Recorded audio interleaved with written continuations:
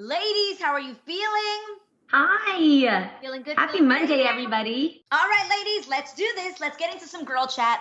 First up, Colin Kaepernick recently decided to take action in order to highlight an extremely important issue.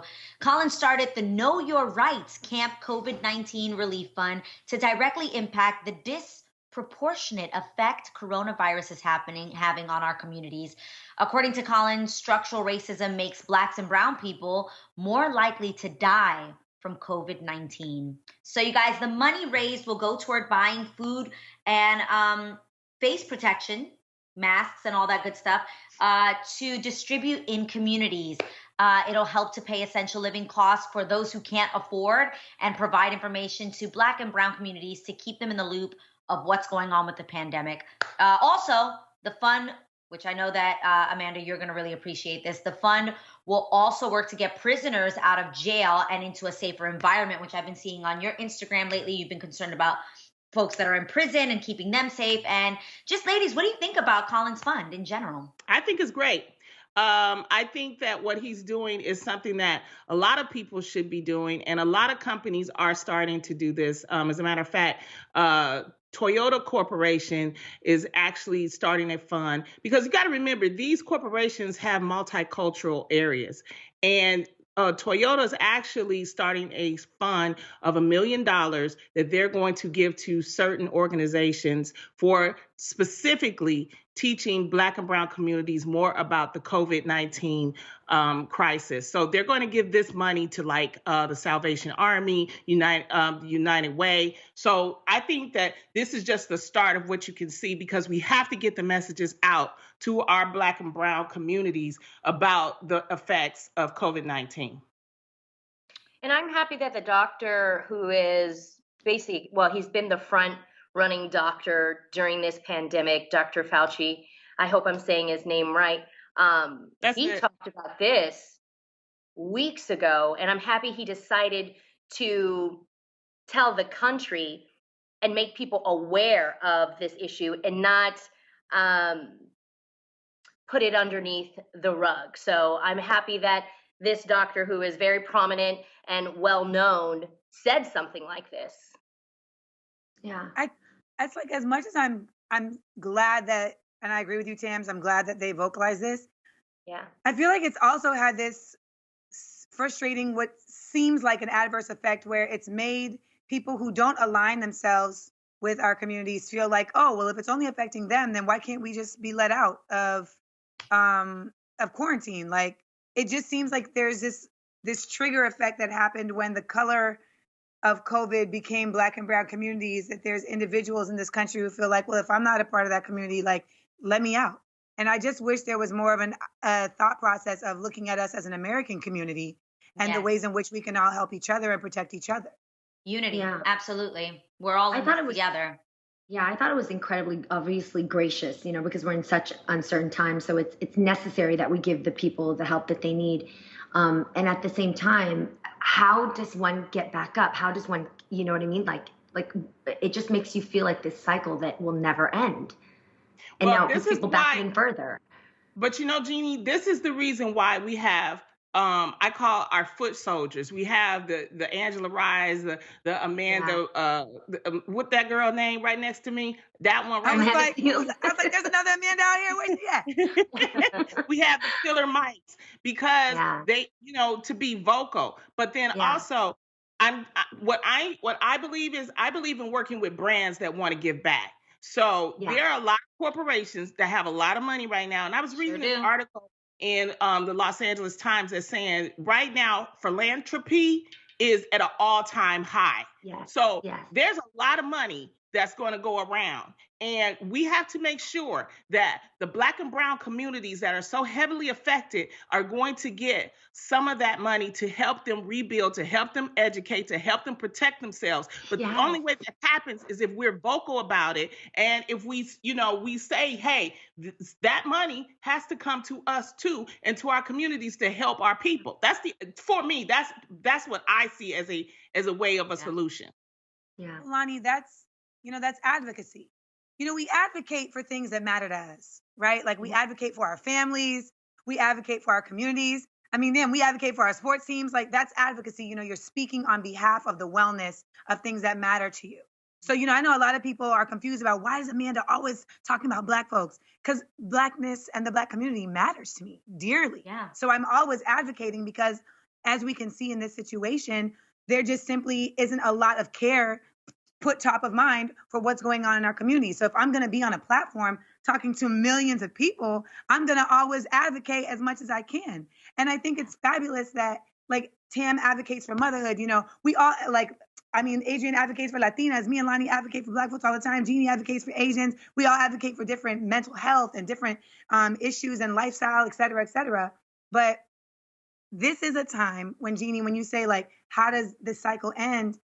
It's really that our communities have to advocate within each other as well. And, like, our viewership has so many Black and brown people that simply don't realize how important it is for us to advocate for ourselves and our community, and for us to look to not just our community when I say ourselves, but our individual selves, and really working on how do we elevate as our individual selves, because that ends up dispersing, as Tam always says, as love.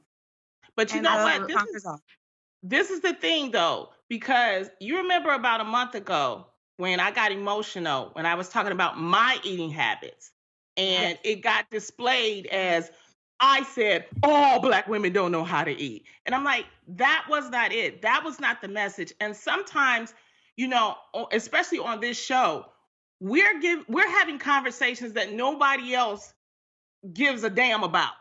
Okay, I'm just going to be honest. And sometimes it's embarrassing. Sometimes, and everybody's entitled to their opinion. But the things that we talk about are hitting people in certain ways. I applaud you, ladies, and I want to give an applause, because you guys talk about things that affect you, and we're advocates. And sometimes it's painful. Sometimes it might be slightly embarrassing. But we're never saying anything on this show to make people feel bad. We're trying to either start a conversation, educate, inform, and we like to entertain too. But we have to, you know, like you said, Amanda, advocacy is the key, but we have to be the forefront of it. And these corporations, you're going to see, because there are over 22 million people that's unemployed.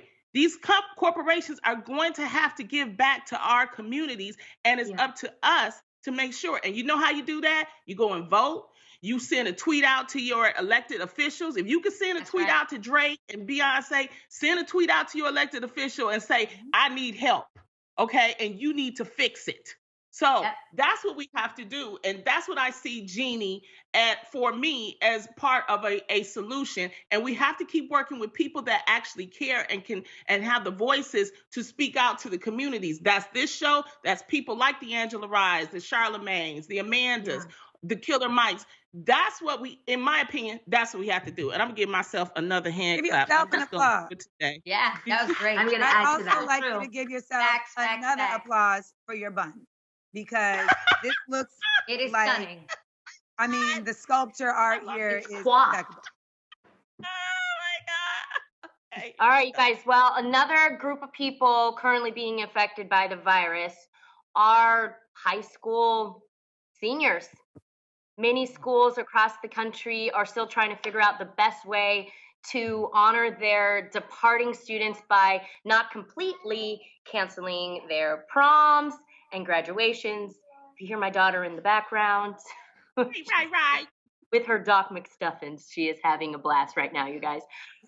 Suggestions to continue celebrations include Zoom graduations, student-only ceremonies, or just postponing them altogether. So, ladies, I know, and you have to think of all the hard, I know when I graduated from high school, you know, you're like, oh, I can't wait just to walk across that stage. You know, it's a huge honor.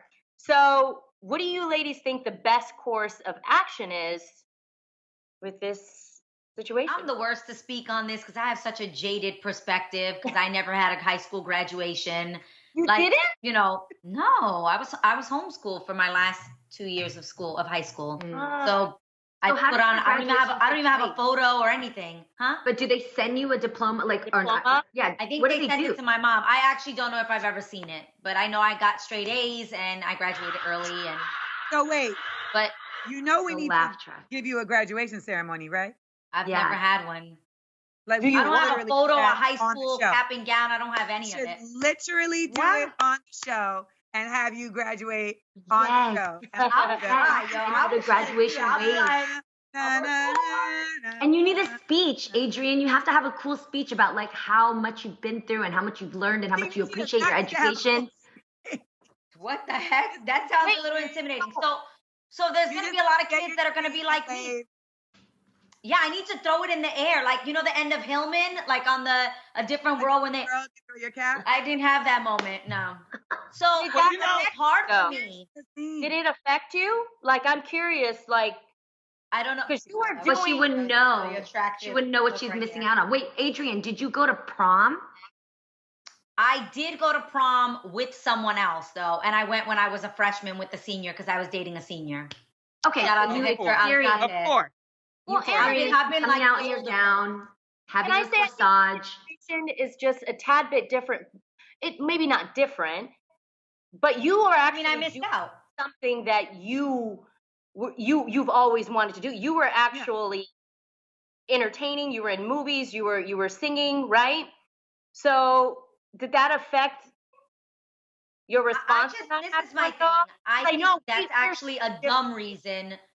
Being a singer or being on tour, to me, is a dumb reason to miss your high school graduation. I actually think a global pandemic is a very good reason to miss your high school graduation.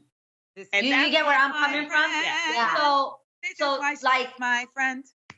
Like, the world, people are dying. Like, I'm not trying to be funny. I was like, I missed my high school graduation because I was on tour. Well, you know what? There was a versus a global pandemic. That's a real reason.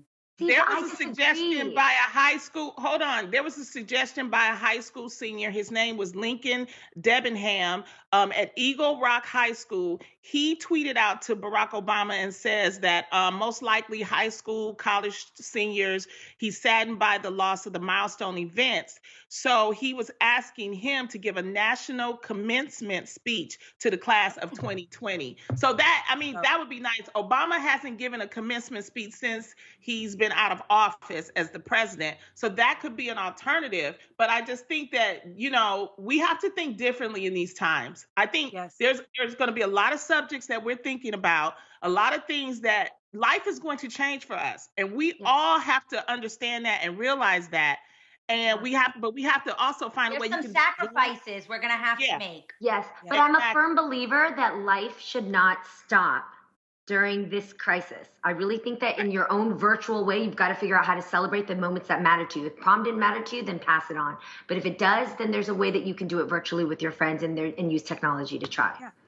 If you got to walk in your kitchen, if you got to do your own graduation ceremony in your kitchen, and I think that's like families, just like creating that for each other. And, like I do these shout outs on Cameo, and it's so dope to have like people will be like, yo, my friend is really bummed about not graduating, can you send her a message? And so it's like people are thinking about these things for each other. But to Adrienne's point, like it's so much bigger than everything else. Like I had so many big plans and things that I was about to do that I was like, it's about to turn up. And I had to just let it go. As the Christians say, I had to just give it up to God. As I say, I had to give it to the universe and just have peace with like my main focus right now is to be thankful for my health and my family's health, and to pray for those who haven't been as fortunate as mine. And I think for our teenagers, it's really a time to try and instill that in them in this moment. And it really is. Yeah, and be able to empathize. Like, this sucks. It really does. But we also have to understand on a bigger level just the immensity of what's going on.